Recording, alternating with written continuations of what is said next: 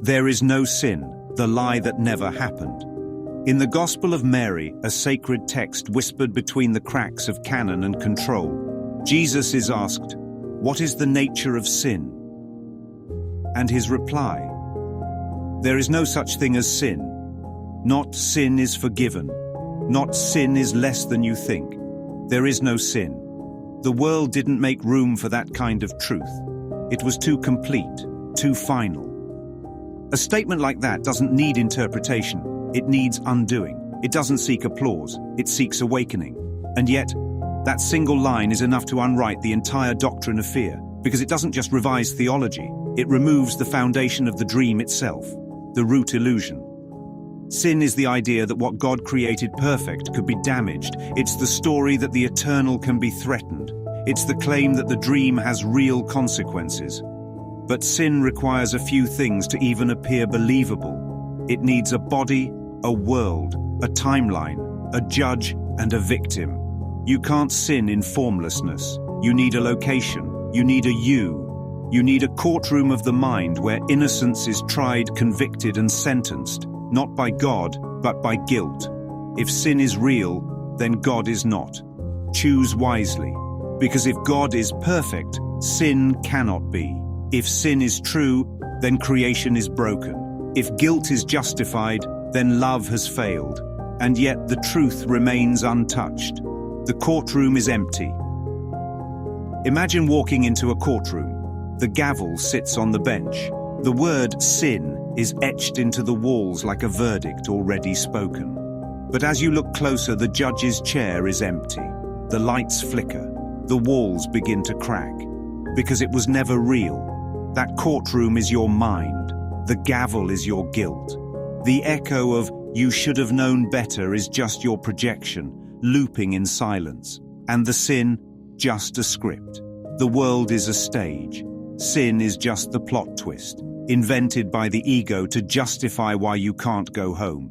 But God never left you. And you never left him. The script was just a nap, not a rebellion. The ego is the priest, guilt is the guard. Sin is not real, but guilt makes it seem real. Guilt is the guardian of sin, the security system for the illusion. You feel it in your chest, in your memories, in your patterns. It doesn't whisper, it prosecutes. You knew better. You should be ashamed. You did this. But that voice, that's the ego dressed as conscience. That's fear in a priest's collar. The ego preaches that sin is the proof of separation, and guilt is your penance. And it tells you, if you suffer long enough, maybe you can return to love. But love never left. Only the dream did. The cross was not punishment.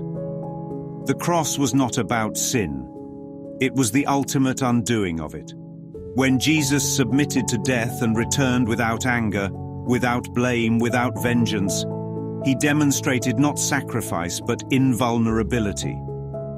He said without saying, "You cannot kill what is not a body.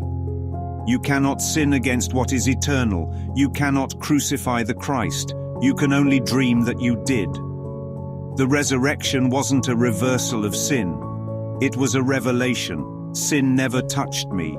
Forgiveness isn't fixing sin. Forgiveness is not a soft version of justice. It is the end of the concept entirely. Forgiveness says, nothing happened.